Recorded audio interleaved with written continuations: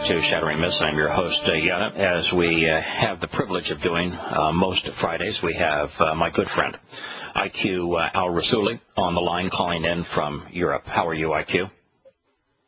Very well, thank you. Thank you for having me. Well, IQ is a pleasure to have on this program because no one in the entire world understands Islam better than does IQ. He came from Iraq. He's able to tell us the truth about the transition in Iraq and the deterioration of Iraq after the American invasion. And he's able to witness truthfully about Islam, with Arabic being his native language. And the thing that makes IQ especially unique beyond the fact that he is extraordinarily bright and has had these experiences is the fact that he has the courage, the compassion to tell the truth. IQ, one of the things that I wanted to share with you, there's the last two shows. I've had a very interesting set of experiences, and I want to walk you through both of them, but one at a time. 2 days ago, I had on this program a former FBI agent, a former officer in the Department of Homeland Security, a former officer in military intelligence. His job was to brief others on terrorism. Just going to use his first name for this purpose. His name is John. And John's written a couple of books about warning about terrorism.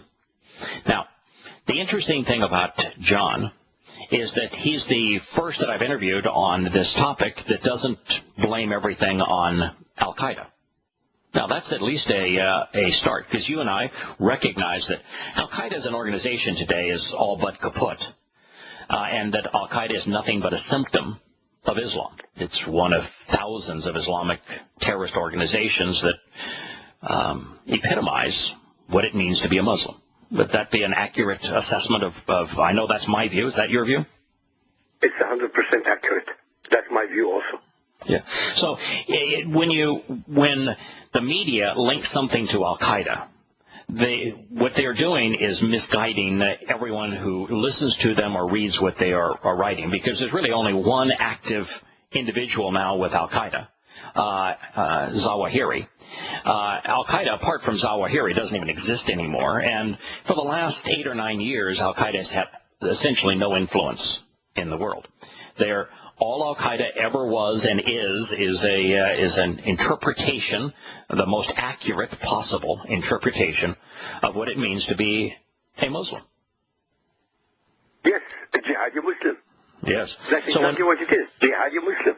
So when the term is used, they are linked to al-Qaeda. It's the media or the politicians or the military individuals means of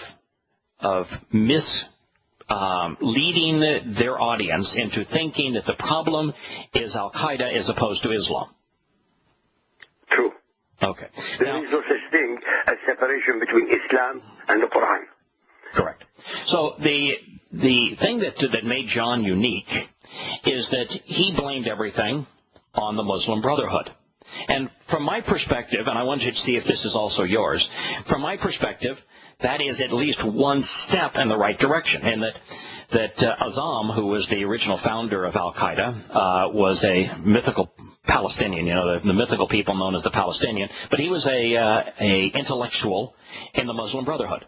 The Muslim Brotherhood is the wellspring from which most of the Sunni Islamic terrorist organizations have come. That's at least my research. How about yours? It is exactly the same. Okay. So, this is a remarkable thing. The moment any politician or FBI or terrorist anti-terrorism speaks about al-Qaeda or the ISI or without actually saying it is Islam, then I know he's wrong. Correct. Now, so he at least made a step in the right direction. He went to the Muslim Brotherhood. And the problem when he made all of his presentations blaming the Muslim Brotherhood and showing all the links to the Muslim Brotherhood, in fact, all the Muslim Brotherhood's infiltration into the Obama White House, as well as into the State Department, with senior Muslim Brotherhood officials operating within our State Department, within military intelligence, and within the White House.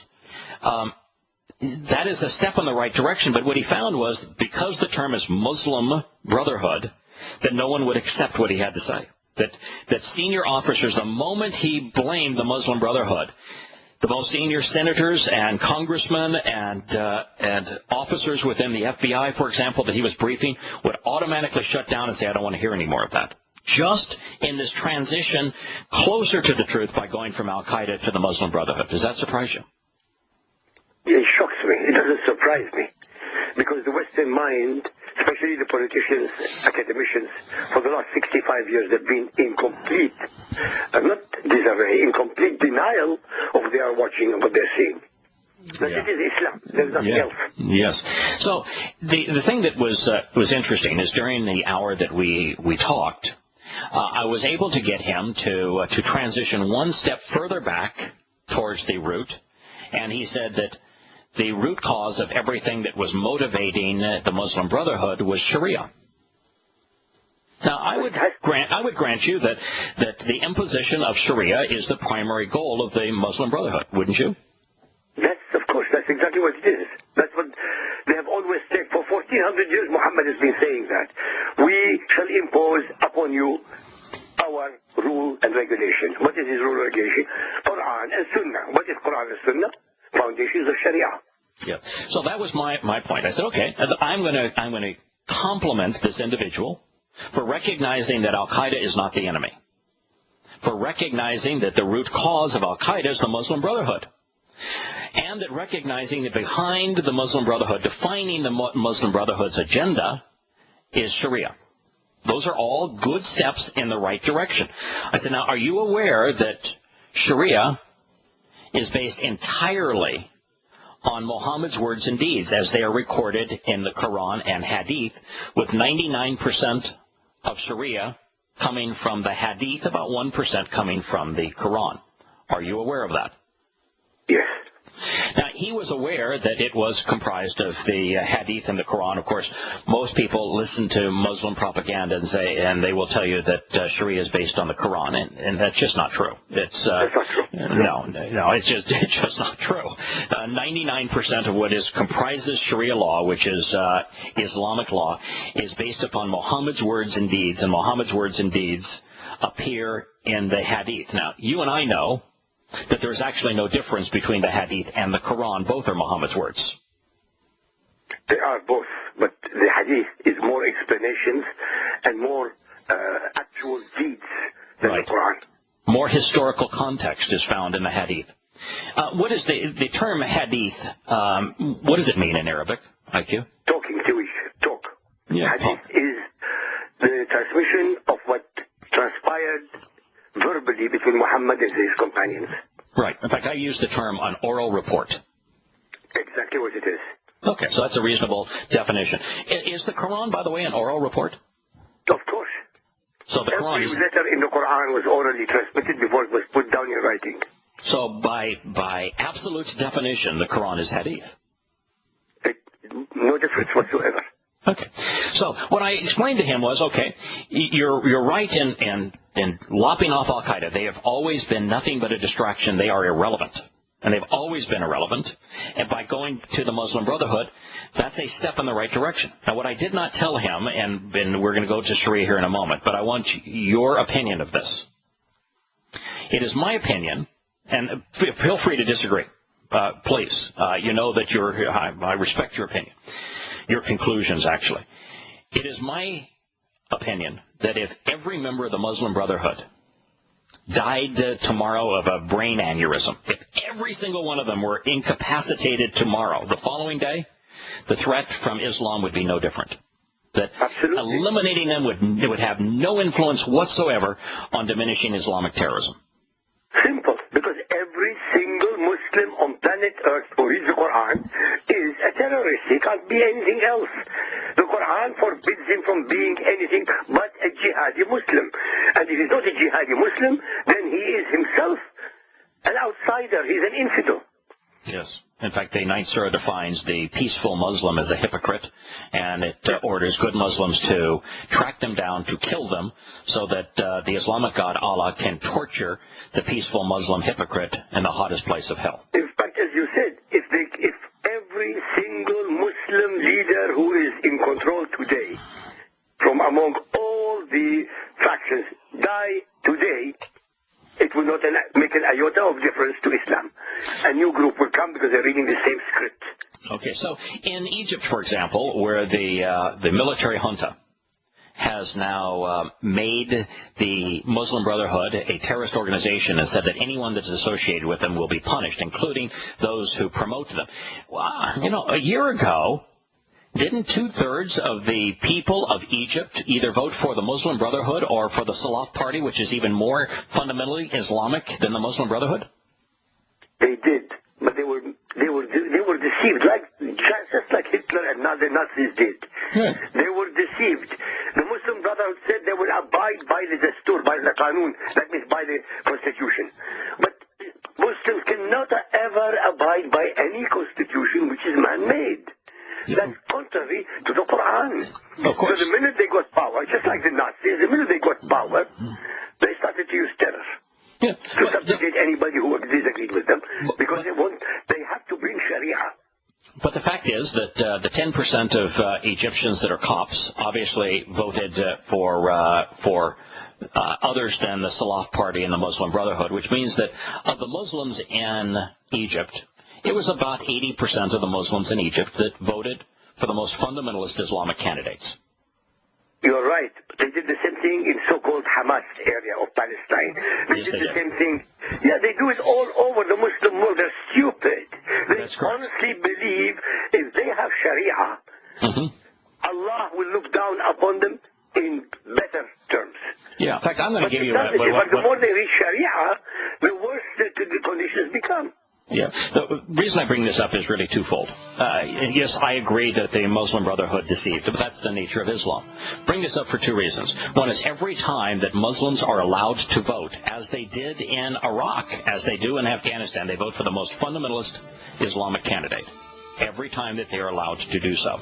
And the reason that they do so is that the imam in the mosque tells them that if they don't do so, Allah is watching them and he will torture them in hell. We'll be back in a moment.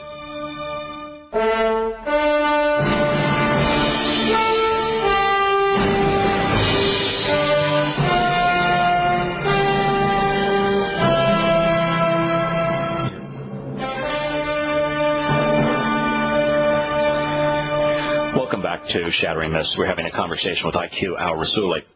IQ, my conclusion is that 2/3 to 70% of the voters in Islamic countries over the past decade, the reason that they have voted in favor of the most fundamentalist Islamic candidate is revealing, in that it tells you that the problem is widespread, that most Muslims would identify themselves as being fundamentalist. And second, that the imam in the mosque is telling them, you either vote for Allah's candidate or Allah is going to torture you in hell.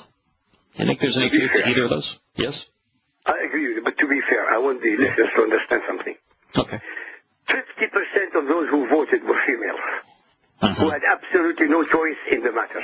Correct. When the husband, her brother, or her father tells to vote A, she cannot vote B. They will kill her. Right. So already 50% of those people who voted were forced to vote. The other remainder, believe it or not, they vote out of terror. Correct. They are terrorized into voting. So we agree. I know it sounds ridiculous to the Western mind, but can you imagine if you are a female in a Muslim country and you want to object? You're dead. You're dead. Oh, but you're not. You don't go directly to dead. You pass through torture first. Absolutely right. You pass through humiliation and torture first. In an Islamic country, a woman who says, I don't want to do what my husband or my father or my brother wants me to do, is humiliated, tortured, and then is killed, and killed in a hideous way. Correct. I mean, why do people need more? In fact, why do people need you and me? They don't need us. All anybody with two brain cells of logic and decency, watch television. Look what the Muslims are doing to each other. Forget what they're doing to the Christians, to the Buddhists, to Hindus. Look what they're doing to each other. The Sunnis in Iraq and in Syria, they cut the head of the Shia and show him on YouTube. The Shia go and cut the head of the Sunni and show him on YouTube. But they're both Muslim. And both of them, when they're killing the other side, they're shouting Allahu Akbar. Yes. Allah is the oldest, Allah is the greatest. Need more? I don't understand. Yeah, when the 19 fundamentalist Muslims flew those planes into America's buildings, killing 3,000, right, which is a confession. They were telling you why they were doing it. Absolutely. They were doing it as a service to their God, whose name is Allah. Correct. It's terror verse. It's called the terror verse. It's so in the hadith. It is called the terror verse in the hadith. Right. Muhammad and his groups all those shouted Allahu Akbar before an ambush was carried over.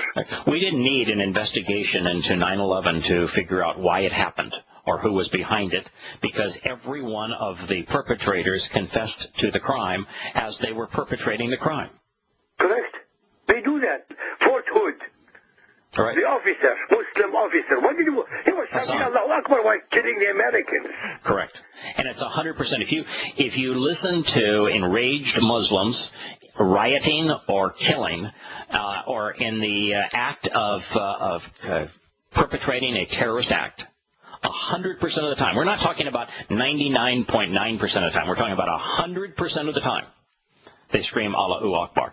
Can you tell our audience when Allahu Akbar was first used by the first Muslim? Yes, by Muhammad when they attacked Khaybar.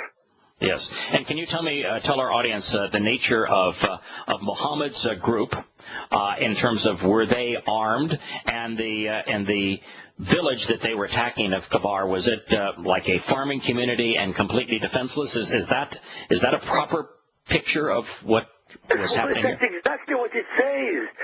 The hadith by itself, the hadith says, when you read Ibn Ishaq, it says, the Jews came out with their baskets and spades. Yes, okay. It does. It's exactly what it says. And Muhammad's goons, the first Muslims, were armed to the teeth. Absolutely. Correct. Okay. Now, you added something. There were Jews. Kabar was actually a farming community that was comprised of Jews that had been run out of town, their property stolen, in Yathrib, today's Medina, the first community of Jews there.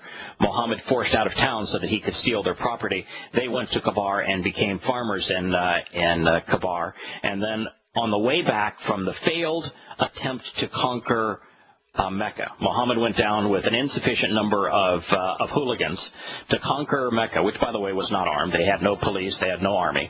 But he got cold feet, didn't think that he could conquer it, and so he signed a treaty of Hudaybiyah, and on the way back, his goons had bloodlust. His goons had covetousness, and as barbarians, Muhammad had to satiate their lust for sex, for money. And so he went and attacked Kabar. Now, we'll talk about what happened at Kabar and why Allahu Akbar was first shouted there after the commercial break.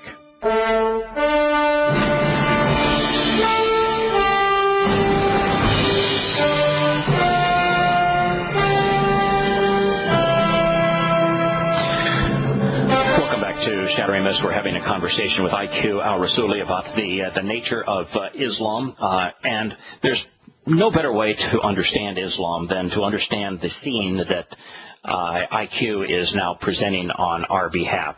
Now, before the break, I wanted to set the stage for the first use of Allahu Akbar so that our listeners might understand the meaning of it and why it's the confession and why it was shouted on 9/11 by those suicide bombers. Is my depiction correct? Did the Islamic terrorist raid on Kabar commence immediately after Muhammad got cold feet when he wanted to conquer Mecca and then signed the Treaty of Hudaybiyah? Yes, that's exactly what happened. And as you said, the bloodlust of the followers, the thugs, they wanted something in return because they were not able to conquer Mecca to rape it. So they wanted something else. And Muhammad provided for them the agricultural qarya. Qarya means, what do you call it, village. Correct. So they were just easier prey. They were easier prey. Yes, because they were not armed. Right. And Muhammad needed easier prey because whatever the number were of Muslims that went down with him to raid Mecca, when he failed to attack Mecca, that means those guys who went there for the opportunity to rape the women, to benefit from enslaving the children, from enjoying killing the men, and that's the kind of Muslims, the first Muslims, that was their entire motivation. They enjoyed killing, they decapitated their victims, they enjoyed enslaving, and they enjoyed rape. That was what they were about. They were into stealing, which is why the Quran's 8th surah is called the spoils of war. Stealing is lawful and good in Islam. So they didn't steal anything. They didn't get a chance to rape. They didn't get a chance to kill anybody. They were, they were barbarians with a major lust, a major craving. And so he took them by Kabar, an agricultural community. And so this agricultural community was Jewish, was it not? Yes, they're Judaized Arab. Okay, so this is important because what Muhammad had his guys. Now they showed up early in the morning and they had Eid. Horrible is the day when Muhammad and his militants appear before your town. And the militants said, all right, do we just go in and bludgeon them? Or do we go in there and just do our normal thing and kill the men and rape the women and enslave the children and steal all the property? Would we just go and do it? Or is there something, like a battle cry, Muhammad, do you want us to issue? So there was a kind of a pause in the events as the farmers, the Jewish farmers, were coming out to tend their fields. Is that kind of how the Hadith presents it? Yes. And so what Muhammad said is, I want you to shout at them, Allahu Akbar. What does Allahu Akbar mean? And why did he shout it? Well, this is very interesting. Allahu Akbar is two words. Allah means Allah, which is, according to them, the God. Akbar means bigger. It's all right, they say it greater, but it's never greater. It's always bigger. Because it was bigger rock in the Kaaba than all the other 360 gods, rocks, rock gods, deities in the Kaaba. But that's besides the point. It can also mean older, right? Older, definitely. So older or bigger. So to a group of Jews who have a long history of having a God, in fact, the Jews are actually Yahudim, which means related to Yah. The God of the Jews in their Torah is Yahowah. And so to the people whom he knows have a God, and he knows the name of them. He knows that they are Yahud and Yahudim, plural. He knows their name, and he knows the name of their God, that it is Yahowah. And he is shouting at them that my God, Allah, which is the name of the Islamic God, that he's bigger, that he's older than the God of the Jews. Yes, that he's more destructive than the God of the Jews. By the way, I want Americans to understand this. Muhammad, like everything in his psychological profile, he did not invent the word Allahu Akbar. Allahu Akbar is mentioned, by the way, by Ibn Ishaq, when Abdul Muttalib discovered Zamzam. It's under the subject Zamzam, page 62 to be exact. Page 62, page 63. I'm being exact on everything now. Okay? And when Abdul Muttalib discovered the head of Zamzam, the well, he shouted Allahu Akbar. In the days of the pagan Arabs, Allahu Akbar was not meant as terror verse. It was a takbir. It means a glorification. It was it meant in a good stead. Muhammad changed it to a terror verse. Right. And from then on, from Khaybar until today, Allahu Akbar is used when they slaughter human beings and when they slaughter animals. So every Muslim who is a terrorist, a jihadist, when they shout Allahu Akbar, they know exactly when it was used, how Muhammad used it, and how it was intended when Muhammad used it, when he attacked, when he was armed to the gills and attacked defenseless Jews in this agricultural community. Every one of them knows that That it is designed to say, my God's bigger, my God's more powerful, my God's older than your God, my God's better than your God. Correct. By the way, Bukhari Sahih Hadith 5.456, it says, I'm quoting now, Muhammad led the fear or the terror prayer, Allahu Akbar. Mm-hmm.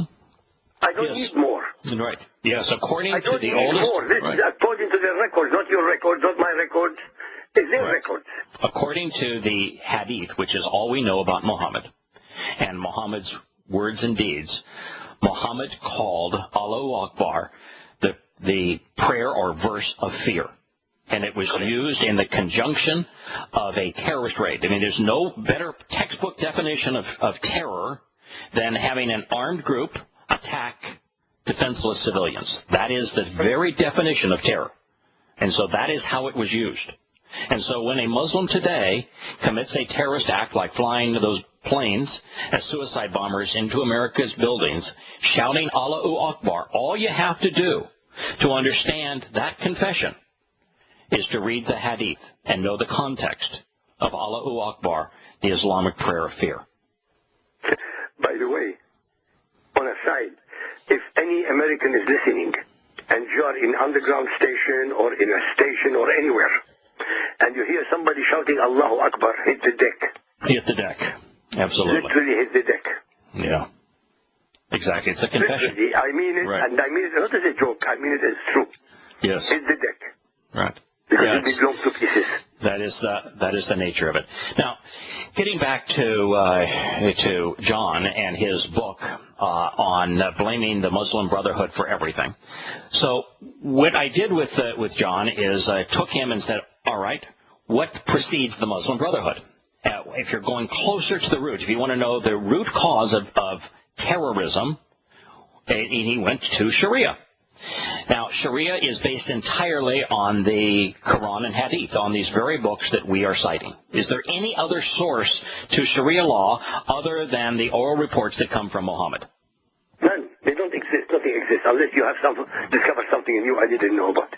Okay. So for 1,400 years, the only source of Sharia law is the Hadith of Muhammad, which includes the Quran and what we call the Hadith collections. Correct. And there's 4 Hadith collections that were written within 200 years of Muhammad's death. The earliest of them that was compiled in writing was by Ibn Ishaq, which is called the Sirah biography. Then you have the Tariq, which is the history of Islam's formation, compiled chronological hadith by Tabari. And then you have 2 topical collections of hadith. The same hadith is put in a different order, topically versus chronologically. The difference between your book and mine on Islam. Mine is arranged, Prophet of Doom, chronologically. Yours, Lifting the Veil, the True Faces of Muhammad and Islam, is arranged topically. The topical collections of hadith, the oldest, are by Bukhari and Muslim. Am I missing anything? No. Of course, you could add Abu Dawood, you can Majah, you can add anything else. But Tabari and Muslim, and Tirmidhi also, are the foremost, literally the foremost. Okay. And so ironically, if you remember, Bukhari and Muslim, they collected over 300,000, some of them say 600,000 stories, hadith. And out of 600 or 300, let's take the 300,000. Okay. Only 3,000 are supposed to be true. Right. And the that's not definition my figure, that's not your figure, that's their figure. Right. And which means that that's the problem with hearsay information, is that when you pass on information from mouth to ear over a chasm of 200 years or each generations, there is a 0% possibility that you're going to get it right. But the fact is that while they didn't get it right, that's all that we have. Now, the interesting thing there with all of this is that the determining factor as to which of the 3,000 would be plucked from the 300,000 was compliance with the Quran. Is that not correct? Right. So every hadith that is preserved through those 4 hadith sources, 2 chronological, 2 topical, are those that the foremost experts on Islam deemed to be wholly and completely compatible with the Quran. They had to. Otherwise, it's not allowed as sahih. Sahih means truthful. So when you tell when a Muslim explains, like they'll condemn a prophet of doom to say that, you got the Quran in there, but you have too much hadith, and we don't view the hadith as being authentic. That statement shows a complete ignorance of the history of the hadith. I know, not only ignorance.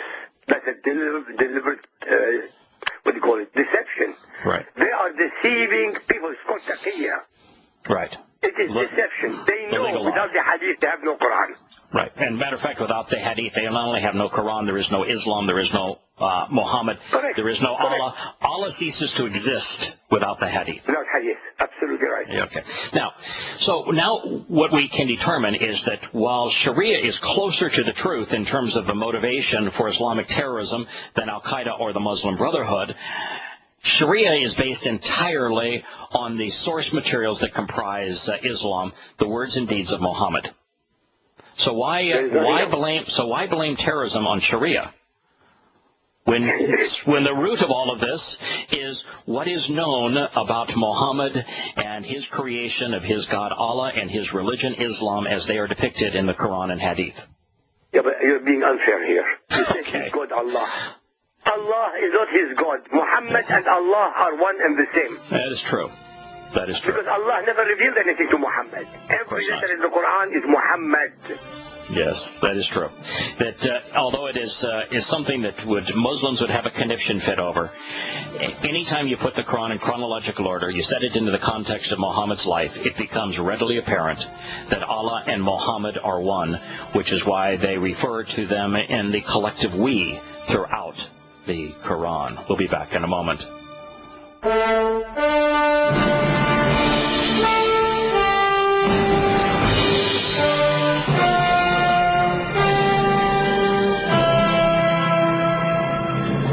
Welcome back to Shattering Myths. This is our last segment of the show today, and our last segment in this time zone IQ, something that I have shared with our listeners. Good news for you since you're calling in from Europe. Starting on Monday, the show is going to 3 hours in length, and it will begin when this show ends. So we'll be able to have you in the first hour of the show when we typically do news and commentary.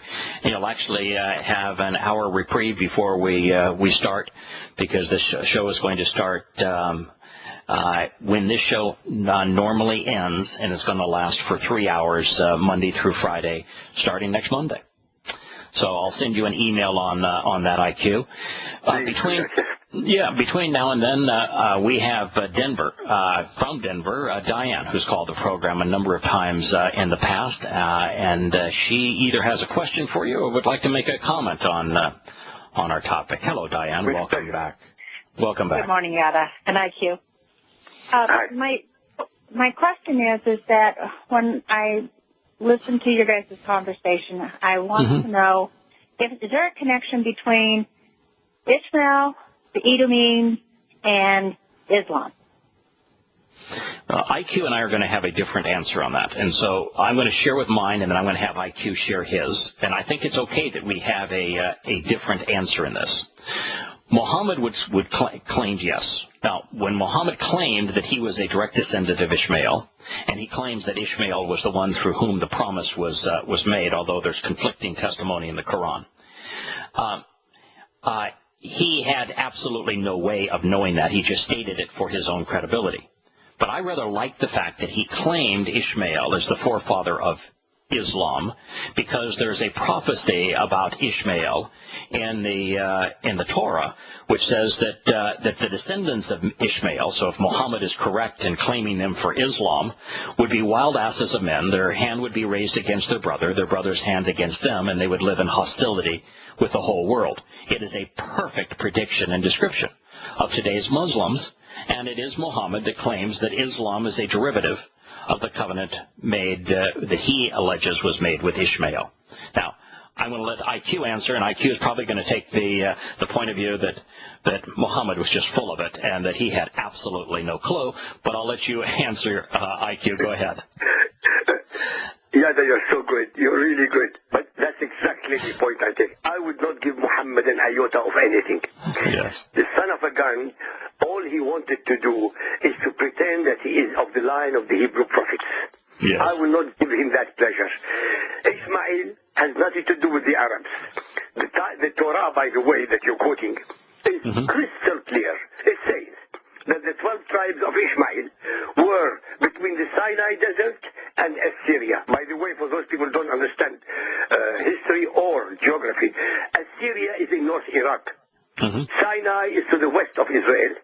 And there has nothing to do with the Arabs whatsoever. He had to claim everything. But he was a pervert. He plagiarized, plundered, pirated, and or perverted everything decent in the Quran. Yeah. Everything decent. He took it from the Hebrew prophets, from the Hebrew Bible, and of course from Christian New Testament. Yeah, and see, I would not give him an iota. And see the difference here, and I agree with what IQ is saying, that Muhammad was a clueless, and he was a devout liar. The only thing that he did well was lie, and he wasn't even that good at lying because he constantly fell into the trap that all liars fall into, which is they can't remember what they said, so they contradict themselves. In fact, in Muhammad's Quran, in the 2nd surah, he says that when I contradict myself, you just believe what I said most recently, and you ignore what I said previously. That's the problem of all liars. So Muhammad was absolutely lying, and he was absolutely trying to usurp credibility. Now, he was also stupid. And so he picked the credibility of a person that Yahowah expressly said, no covenant. I will not form a covenant with Ishaq. He is expressly excluded. Now the difference on the last part of it in terms of where Ishmael ultimately settled, if you look at the desert of Paran and that particular area of the Sinai, it's very, very south of Israel. It's more south of Israel than it is west of Israel. And you look at Assyria, which is the northern part of Iran, Iraq today.